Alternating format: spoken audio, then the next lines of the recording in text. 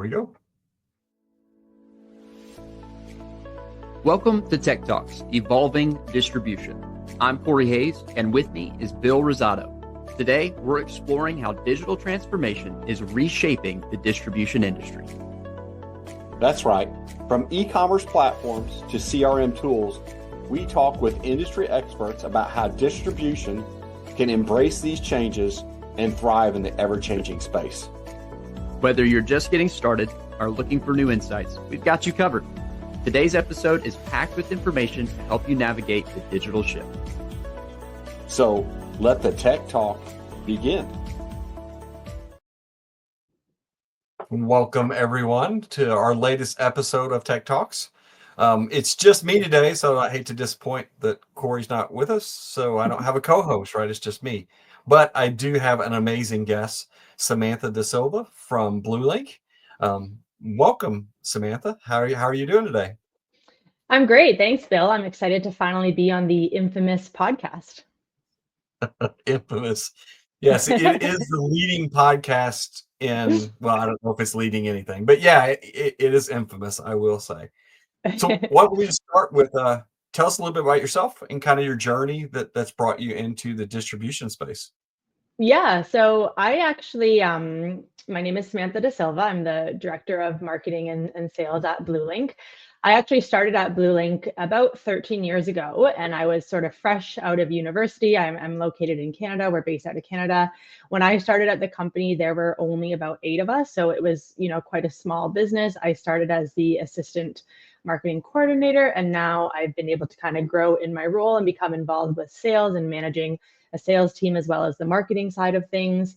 So as a small business, throughout the years, I also was involved in quite a few other things at Blue Link. I helped cover accounting activities when people were on holidays. I've been involved with the operations side of things and working with customers. I've kind of got to do it all. And then, as I was able to move up in my role, the company itself actually grew as well. So Blue Link is now about a 35-person company. We were recently acquired, which has been an exciting time for us. And one of the things that we do is we sort of help other small to medium-sized businesses manage their operations with our ERP solution. So for those of you who aren't familiar with ERP, it's essentially an all-in-one system to handle everything from accounting to inventory management, contact management, warehouse management, and more. And it's been really neat because a lot of our businesses are kind of in the same boat that Blue Link was. So they start as a smaller business, they're looking to automate their processes, they're looking to grow, and we help them get there. And we really have our own experience doing that ourselves. So we kind of, speak the language and know what resource limitations they might have and where they want to see themselves and how we can help them get there. So that part has been really cool and has helped us help our customers. It's funny, right? You say we explain ERP, right? And you're kind of explaining it. You don't know how many times that we do get contacted and we ask the question, so what ERP? Because we integrate with certain ERPs, and they're like, what is an ERP? Right? Yep. Like, so there's so many small businesses that don't quite understand. If you don't mind, could you kind of explain the difference between having an ERP and not having an ERP, right? When you're talking to a small business or your team is, kind of what are those differences? Can you kind of explain to somebody that doesn't know what ERP, right? Why ERP? Yeah, absolutely. So for most businesses, picture, a newer business, you're small, you're starting out. Realistically, from a business standpoint, you're going to first and foremost find some sort of solution to manage your accounting. You need to be able to pay the bills. You need to be able to, buy product, pay your team. So usually those smaller businesses will start with an accounting solution. And that tends to, be a great first step to helping that company get up and running.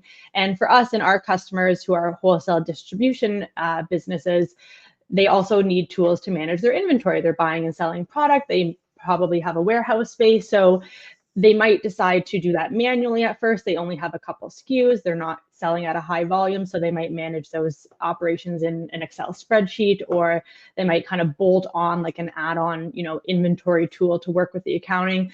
And then as that business grows, they might now require functionality for doing things like managing, CRM for sales reps that they have in the field. Maybe they want to start selling through e-commerce. Maybe they want to implement some automation and barcode scanning in their warehouse. So there reaches a point where adding on all those extra sort of pieces becomes pretty cumbersome. It usually results in a lot of manual processes. So that is also where ERP kind of comes in. You started with an accounting solution or some add-on products, it worked great, but now your business is growing. You realize that you're having to do a lot of manual processes. Potentially there's a lot of errors in some of the things that you're doing. It's very time consuming. So now you are ready for the next step, which would be that sort of all-in-one solution where the different departments and functionality talk to each other. It allows for opportunities to do integration with things like e-commerce, like exactly what you guys do. As well as helping to, potentially expand into new markets or sell through other channels like retail, for example. So ERP is sort of that stepping stone for companies that have grown and now want to better automate and manage their business. That's a great overview. I greatly appreciate that. And a lot of people in the community, that's going to be a great resource for them to understand. So we hear horror stories, right? We get feedback, right, of challenges when someone's trying to start with an ERP or just never even went live. Can you kind of walk us through like what type of challenges you guys have seen, encountered whenever you're bringing somebody into an ERP from another ERP potentially? Yeah, definitely. And I mean, I could talk about this all day. This is obviously part of my job, but for us specifically, we're usually mostly working with, kind of small to medium-sized businesses. So for them, buying an ERP solution will tend to be kind of the biggest decision that their business is going to make that year. So, it involves a lot of thought. They're going to have to change some of their processes. They'll have to adopt a new piece of technology. So one of the biggest challenges is just around that change management. A lot of employees are used to doing things a certain way. That's how they've always done it. That's how they know how to do things. So there's sometimes fear around them, maybe losing their job or not being able to understand a new solution. And then also a lot of employees kind of have their favorite tools that they use and way that they love to do things. So that can sometimes be tough for, our customers and any sort of digital transformation project, really. And then specifically with some of our customers, because they're smaller businesses, they tend to wear a lot of hats. So, the owner will be heavily involved in the day-to-day operations. There might be somebody who works with customers, but also helps in the warehouse, et cetera. So trying to actually like carve out the time to do the project can be a bit of a problem, especially because there's always going to be those fires that need to be put out. There's always going to be new things that come up that try to take priority. So trying to make sure that you actually dedicate that time and have somebody who can kind of spearhead that project will be huge to making sure that it actually goes through. I'm sure you've heard, the caveat that, you don't want to lose a sale to no decision, right? Because that can also, have impacts on the business if you just kind of get stuck because you're too busy to find a solution that's going to help you become less busy. So it's kind of a bit of a frustration there, but that's definitely one of the challenges that we see. And then lastly, I would say budget is definitely a concern. When anybody thinks of, digital transformation or purchasing this enterprise level software, it can be a little bit scary and daunting to think what the costs are going to look like with that type of solution. But for many of these businesses, when they add up the costs of all of their disjointed systems, so, their accounting system, their CRM system, their shipping system, as well as the cost of paying people to perform manual tests, entering data from one system to another, and then also the cost of like errors. So if you're shipping product the wrong or shipping customers the wrong product, and then having to deal with the returns and actually like managing those customers' expectations, like that, there's a cost to that as well. So when you do kind of add up those total costs, it is actually pretty comparative when you look at how you could be doing things better with sort of an all-in-one system. So that's some great insight, right? People don't think about what that real return on investment is. They see it as an expense, right? And you're kind of explaining what the investment is and the savings that you're going to have for those organizations. And that's just spot on. So we went over some of the challenges, right? Tell us like what makes a successful ERP project. What does it take to make it successful? What kind of tips do you have? Yeah, so some of the things that we always try to encourage people to do when they're starting a project, so even before they've like found a software vendor, is to make sure that they have kind of clear objectives as to what they want to accomplish. So it's easy to say, our software is old and outdated, we just need something new. But what do you actually want that new software to do? Or, what are you hoping to achieve with the new system? So It could be reducing manual order entry by, X amount of hours a day, X amount of hours a week. It could be trying to better understand your inventory visibility to reduce shrinkage. It could be trying to eliminate duplicate data entry. So it's really important to kind of have those objectives laid out to be able to then measure them when you're up and running on a new solution. And if you find the right solution, it should be really easy to be able to see where some of those benefits come from and those time savings and cost cutting measures as well. And then I think, working with the right ERP partner. I'm sure you understand when I say that when you're choosing a software partner, you want to choose somebody who is not just a vendor, not just a system, because you will be working really closely with them. You'll be wanting to find somebody who has a great after-sales support team, or who sort of really understands your industry or your needs or the size and resources of your company, as well as somebody who can have that good customer service and implementation team as well. So it's not just about the software, especially when we talk about ERP, because a lot of ERP systems are like, you can get a lot of the same features in ERP, especially when you're talking about things like, accounting. Everybody needs AP, AR, that kind of stuff. So you also really want to pay attention to the people behind the software and do they understand your business? So very important, you're right, finding the right partner. So if I ask you, Blue Link, right? Blue Link ERP. What is it that makes you guys the right fit in distribution? Is there something specific? What's that secret sauce that you guys have that they can't do with anyone else? Yeah, that's a great question. So as I said, and as you just mentioned, we do truly focus just on wholesale and distribution. So if you're a manufacturing business, you're not going to be a good fit. So that's kind of been what we've lived and breathed for the past 35 years. So we understand the market, we understand what people need. We've been able to help companies grow from 5 employees to 150 employees. So because of all that experience, we have a lot of really good tips and tricks to help new companies kind of achieve those same goals. So in some situations, there are maybe very unique things that you're doing, or maybe you operate in a niche market. But in a lot of situations, some of the things we've done for other customers, we can help you do as well, just from that experience. So that's sort of, where our expertise lies. And then we also pride ourselves on our internal team. We have a team of people who, do everything in-house. So we're not outsourcing support. We're not outsourcing the implementation. It's the same people who do that implementation who also help with support. So we really try to build that relationship with our customers, and we know them on a first name basis. We help them achieve other goals. Even if we don't have functionality, we can potentially introduce them to, partners to help with other areas. So building that relationship and having that kind of, wholesale distribution experience is huge. Well, so synergies, right, between our company and Blue Link. Everybody's in-house, right? We develop it, design it, just like you did, develop it and design it, service it, implement it. That makes a huge difference, right, in that experience when you're choosing a software company and they have all that in-house rather than some of that's farmed out. Being able to help and support people, that is a key, right? Is your internal people and having that type of control. So kudos, right, to your team. To Yeah, keep everything. 100%. And we Yeah. would, sorry, didn't mean to interrupt you there, but we would and that's what we look for in partners too, just like I'm sure you guys do as well, right? Like when we're trying to partner with people, we want to make sure that we have the same values. Yeah. Yeah. It's never great to have a partner, right, that actually didn't build the solution, right? And then they don't have an answer. And then you feel in a tough situation with your customer, right? If you've said, Mhm. hey, here's a partner we have and somebody we recommend, but then they can't really answer those questions. Yeah. So synergies like that we're in both the same lane, the same path as far as servicing customers internally and externally. So that's great to hear. Definitely, yeah. All right. So you have a marketing background.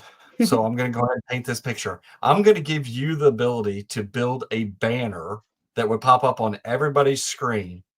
And on that banner, what would you put on there, right, as the biggest tip for them to know when they're looking to embark on a new journey as far as an ERP? Yeah. So the biggest tip, good question again. The biggest tip I would say is start with the why. So as I kind of mentioned, you need to kind of know what those goals are and why you need to get a new software in place, and be like as particular as possible. So for a lot of our customers, that involves literally talking to their employees, finding out from their employees, like, where do you spend the most time every week doing things that are maybe tedious or that you don't love to do or that you feel like could be automated? Or where do you see a lot of errors in the processes where it can be frustrating because, you know, the data is not accurate when you need it to be, or you're trying to find information that is not available. So talking to employees and getting a better understanding of that why will be huge to, you know, putting a little bit of fire underneath the people who are looking for a new solution. If they really feel and believe in that the new product, whether it's ERP, whether it's, you know, e-commerce, whatever it is, will kind of make their lives easier, make their jobs better, then that will really help them champion for that change. And it'll make them way more open to sort of adopting a new piece of technology, learning it properly, you know, pushing to make sure that the project stays on track. So really trying to define that why, which is time consuming and, you know, takes a little bit of thought and organization, but it's so important to making sure that, you know, you have a positive return on that investment. Great tip. Great tip. And if you take one thing away from this podcast, I think that is something to take away. And is you're right. The why. Start at the why, right? If we don't start there, you don't know where you're going to end up, right? If you don't know that why. So that is a great tip. So I've listened to the podcast, right? I'm in distribution and I want to figure out how do I find Blue Link, right? Where can they find you? Are there shows that you guys are going to be at if they want to meet you face to face? How do they find Blue Link from here? Yeah, so you can find us on our website. It's www.bluelinkerp.com. As I mentioned, you know, we work with wholesale and distribution businesses. We also have a great pharmaceutical product that is specific to pharma distribution, which is a little bit more unique than just, you know, people selling widgets, for example. So our website is a great place to start. You can find us on social media. Most of our handles are just at bluelinkerp.com. We're hoping to attend the Hardy trade show later this year, which I think you went to as well, Bill, or you guys have been to in the past. Yeah, that's so that is. Yeah, that's awesome. I'm sorry, didn't mean to cut you off. And then we'll also be at the HTA traceability seminar in August, which is a pharma specific seminar. And yeah, find me on LinkedIn and I'd be happy to connect. I appreciate all your insight today and appreciate you being a guest. Any final thoughts that you'd like to share with the community? Yeah, I think it's great what you guys are doing and talking to different people and talking in a way where it's not, you know, just trying to understand like how to make people's journeys easier, because finding new software, implementing a new website, implementing CRM, getting tools for your sales rep, like these are big projects, right? So it's important that you kind of do them in a way that's standardized. So I think, you know, what you guys are doing on this podcast, talking to people, you know, from a real life perspective is huge to hopefully give tips to people to make sure that they are finding the right solution that will help them and see that ROI.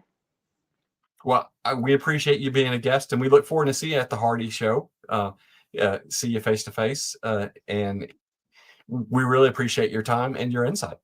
Yeah, thanks so much, Bill. I'm sorry we couldn't see Corey today, but I'm sure we'll connect soon. That's true. That's very true. We will. All right. Well, that's a wrap.